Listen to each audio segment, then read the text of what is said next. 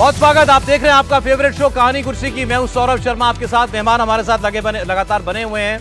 हमने आपको रायबरेली की दिखाई थी कलेक्टर ऑफिस की तस्वीरें, राहुल गांधी, उनके साथ माताजी सोनिया गांधी, बहन प्रियंका गांधी, कांग्रेस अध्यक्ष मल्लिकार्जुन खड़गे, दामाद रॉबर्ट वाड्रा, राजस्थान के पूर्व मुख्यमंत्री अशोक गहलोत, सब पहुंचे हुए थे दल बल के साथ राहुल गांधी का नॉमिनेशन फाइल कराने के लिए। एक महत्वपूर्ण प्रश्न है। हाँ जी, पूछा, बताइए ना।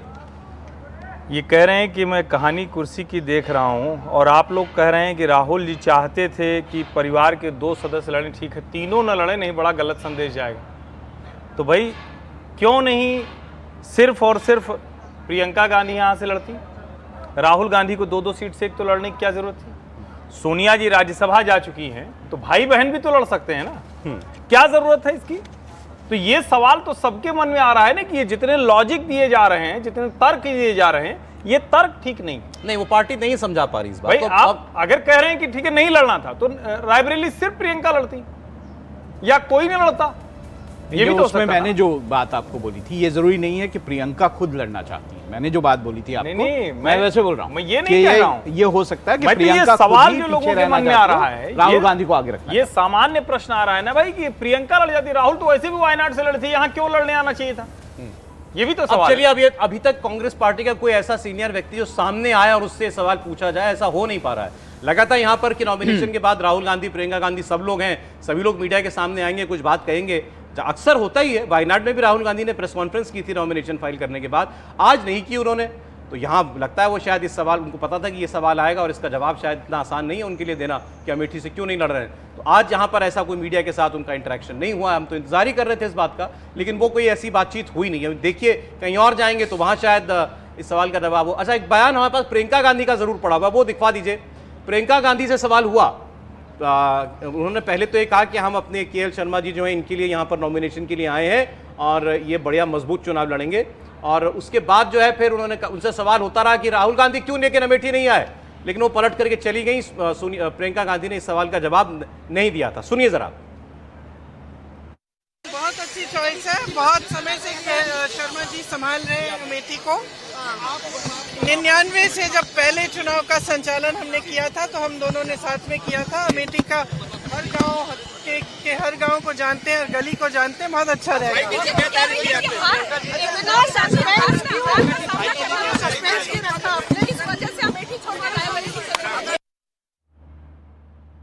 तो आपने देखा, नहीं दिया इस बात का जवाब उन्होंने, ये अमेठी क्यों छोड़ा। सब लोग पूछते रहे, घिरी हुई थी मीडिया से, लेकिन इस सवाल को वो डक कर गई, इसका उत्तर उन्होंने नहीं दिया। और भी एक आध बयान है प्रियंका गांधी के अमेठी जब गई थी, वो देखिए। और आपसे ये उम्मीद रखती हूँ, मैं आपसे ये उम्मीद रखती हूँ कि आप भी हमारे साथ कंधे से कंधा लगाकर इस चुनाव को लड़वाएंगे और किशोरी जी को जिताएंगे।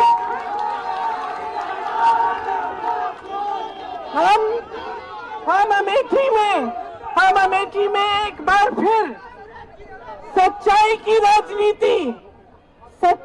राजनीति और सेवा की राजनीति वापस लाना चाहते हैं। मैं आज 3 तारीख है, 6 तारीख को मैं वापस रायबरेली आऊंगी। क्या है ये? 6 तारीख को मैं वापस रायबरेली आऊंगी और तब से चुनाव के अंत तक आपके साथ और राहुल जी के लिए ये चुनाव लड़ेंगे। ये लोग चुनाव को धनबल पे लड़ते हैं, हम जनता के बल पर लड़ेंगे। हम ये चुनाव आपके लिए लड़ेंगे ताकि आपका विकास हो। अब ये मौका आ गया है कि हम सब इस पूरे देश में एक संदेश दें कि हम सेवा की राजनीति वापस चाहते हैं। हम एक ऐसी राजनीति वापस यहाँ से शुरू करेंगे जो सच्चाई की हो, जो आपके लिए हो, जो आपको आगे बढ़ाए। ये आपका चुनाव है, आप लड़ेंगे, आप जिताएंगे। थोड़ी ना कोई बुराई। अमेठी में के एल शर्मा के लिए प्रचार करते वक्त बोल रही थी स्मृति ईरानी, माफ कीजिएगा प्रियंका गांधी, बड़ा क्लियर था। लेकिन सवाल हुआ राहुल गांधी अमेठी से क्यों नहीं लड़े, बिल्कुल चुप्पी साध ली प्रियंका गांधी ने, जवाब नहीं देना चाह रही कांग्रेस। नेचुरली वो क्या जवाब देंगे इस बारे में तो साफ है कि कहां तक बचेंगे इसका जवाब नहीं दे रहे सर। वो दे भी नहीं पाएंगे क्योंकि राहुल गांधी साफ है कि वो स्मृति ईरानी के खिलाफ चुनाव नहीं लड़ना चाहते। उनको पता है कि वो स्मृति जो है ईरानी के खिलाफ हार जाएंगी चुनाव अमेठी। मैंने उम्मीद ये की थी कि प्रियंका गांधी बोल रही हैं, कम से कम वो सवाल लेंगी। कुछ तो उत्तर देती हैं इस बात का। जिस तरीके से उन्होंने बिल्कुल उसको नजरअंदाज कर दिया, ये मेरे लिए थोड़ा सा उनके आजकल के भाषणों को जनरली देखते हुए थोड़ा सा ये भी होता है ना कि जब आप नॉमिनेशन भरते हैं तो बाहर मीडिया होता है, आप आते हैं तो कुछ अपनी बात कहते हैं, तो वो भी तो नहीं हुआ। और रायबरेली में वो भी नहीं हुआ। हर्षवर्धन जी क्यों नहीं? अब देखिए, मैं तो यही कह रहा हूँ, आज रायबरेली वालों को एहसास हो रहा होगा, आज बहुत चार्टर उड़ के पहुँचे होंगे। इस पार्टी के पास फंड नहीं है, पार्टी के पास पैसा नहीं है, पीएम क्यों बड़े जहाज में चलते हैं, ये सब सवाल उठाते हैं। और फुर्सतगंज हवाई पट्टी पे बढ़िया तस्वीर है चार्टर की। अब सवाल तो ये भी है ना कि भाई अगर इतने पैसे नहीं हैं तो फिर चार्टर से क्यों चलना? आप कोई कहेगा कि आप दूसरों पे सवाल नहीं खड़ा कर रहे हैं, वो भी तो उड़ रहे हैं, तो वो तो उड़ ही रहे हैं, सारे लोग उड़ रहे हैं। और देश को ये भी जानना चाहिए इसके बीच में कि जब इलेक्टोरल बॉन्ड की बात होती है तो उसका कितना पैसा इलेक्टोरल बॉन्ड में आता है, कितना पैसा ये लोग हेलीकॉप्टर खड़े खड़े तो है। अब राहुल गांधी, मल्लिकार्जुन खड़गे, प्रियंका गांधी प्रचार करेंगे तो हेलीकॉप्टर और फटा जेब आज तक राजनीति में किसने कुर्ते का दिखाया था? तब तो सत्ता में थे, तो कोई फटा जेब और दिखाया? तो फटा जेब राहुल गांधी ने दिखाया। राहुल गांधी कहते हैं पैसा नहीं है, कांग्रेस ने प्रेस कॉन्फ्रेंस की थी, देखिए खड़गे साहब बाहर निकले, विक्ट्री साइन दिखाया, अशोक गहलोत दिखाई दे रहे हैं आपको, राहुल गांधी अब बाहर आएंगे, रॉबर्ट वाड्रा बाहर आ गए। अब देखिए शायद कुछ बोले, इंतजार कर रहे हैं। सोनिया गांधी बाहर आ रही है कलेक्टर दफ्तर के, माइक पीछा कर रहे हैं, तो माइक सबके आगे लगाया जा रहा है। अब मुझे लगता नहीं यहां से बिल्कुल बच के निकल पाएंगे, भाई कुछ तो बोलना ही पड़ेगा। अभी तक नहीं, राहुल गांधी को भी आपने देखा नहीं, यही मीडिया कर्मियों के बीच से निकल करके जा रहे हैं। यही बोल दे जो जयराम रमेश ने बोला, मुझे लग रहा है कुछ बोलना पड़ेगा। हाँ वही बोल दे। थोड़ा अप साउंड रखिए, आवाज बढ़ा के रखिए, थोड़ा पता चले क्या बोल रहे हैं।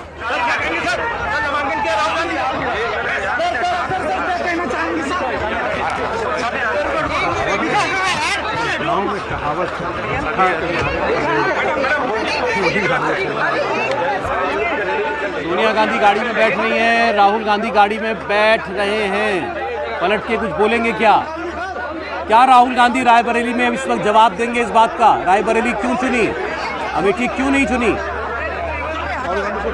राहुल गांधी कह देंगे पत्रकार, वाड्रा भी बैठ गए, सोनिया गांधी के साथ गाड़ी में रॉबर्ट वाड्रा बैठे हैं पीछे, बगल में प्रियंका गांधी बैठ गई। अभी तक किसी ने जवाब नहीं दिया सवाल का। खड़गे साहब और राहुल गांधी के बीच बातचीत हो रही है, वही कह रहा हूँ बोलना मत। माइक लगे हुए हैं लेकिन कोई कुछ कह नहीं रहा है।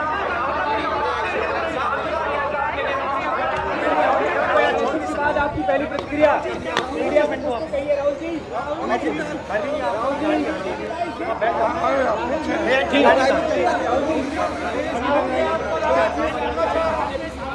डरो मत, बात करो मीडिया से।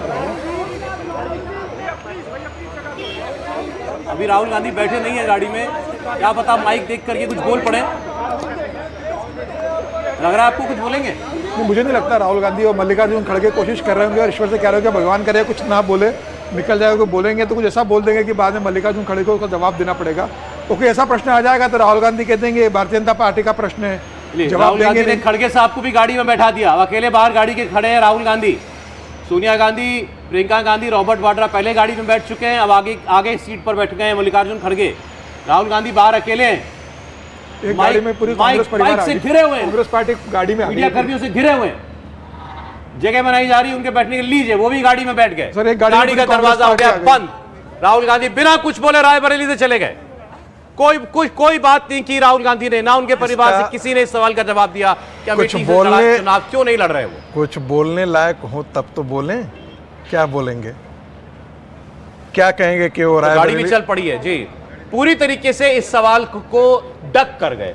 देखिए बचे इस सवाल का जवाब कब तक बचोगे? जवाब तो देना पड़ेगा ना आपको। वो जहां जाएंगे यही सवाल होगा। बिल्कुल, आपको जवाब देना ही पड़ेगा। कब तक बचोगे? ये बड़ा अनयूजुअल है, राहुल गांधी को हर मुद्दे पर बोल देते हैं। ये बड़ा अनयूजुअल है जिस तरीके से आज उन्होंने अवॉइड किया है मीडिया। लेकिन अनयूजुअल क्या है? राहुल गांधी तो ये भी कहते थे डरो मत, लड़ो। कहाँ लड़े? क्या डर तो गए। तो राहुल गांधी तो मतलब ठीक है, माहौल बनाना अपनी जगह है, उसको अमल में लाना दोनों अलग अलग बात है ना।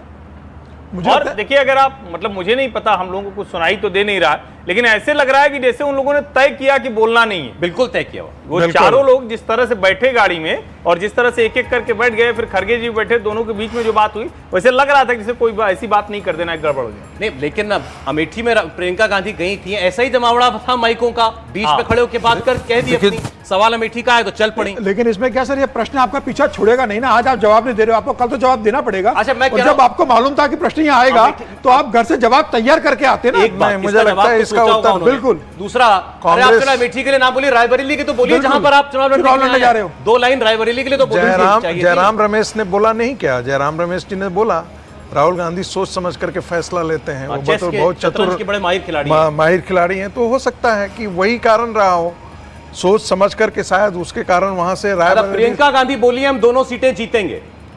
राहुल गांधी ने किसी सवाल का जवाब नहीं दिया, प्रियंका ने बोला हम दोनों सीटें जीतेंगे। अभी इन वाक्यांशों का इसका कोई महत्व है क्या आज की राजनीति में? इसका कोई महत्व नहीं है।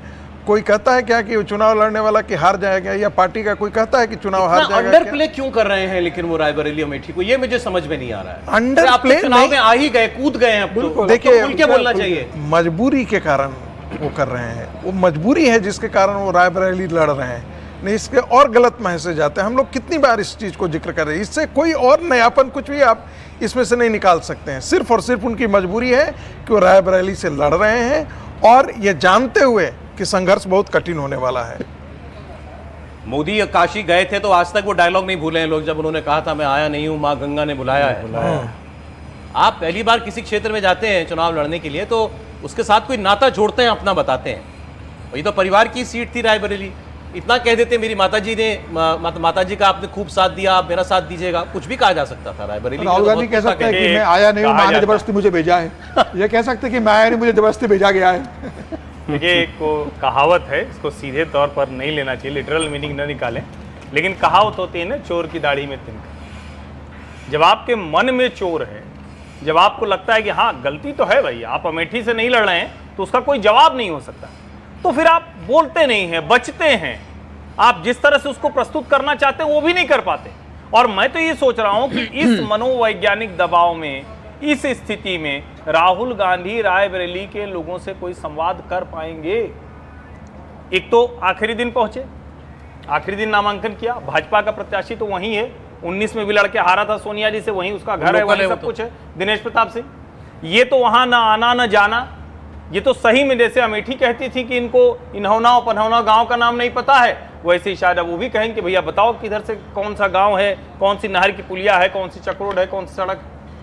तो मुझे नहीं लगता, ये बहुत मुश्किल होने वाला है, राहुल गांधी के लिए इतना आसान नहीं होगा। ठीक है, आज तो ढेर सारे लोग पहुंचे, पूर्व मुख्यमंत्री, राष्ट्रीय अध्यक्ष, सब लोग पहुंचे, बढ़िया हवा में जहाज उड़ रहे हैं, रायबरेली वाले खुश हैं, लेकिन उसके बाद जमीन पे जब उतरेंगे तब क्या होगा? लेकिन मुझे लगता है संकट सवाल से भी बड़ा। लेकिन हर्षवर्धन इतना अनमने से लड़ रहे हैं जैसे, अच्छा तो कह देते नहीं करना हमको। अभी से नॉमिनेशन भरा है, ये कहना अभी ये देखना पड़ेगा कि नॉमिनेशन विड्रॉ तो नहीं करते वो आखिरी दिन।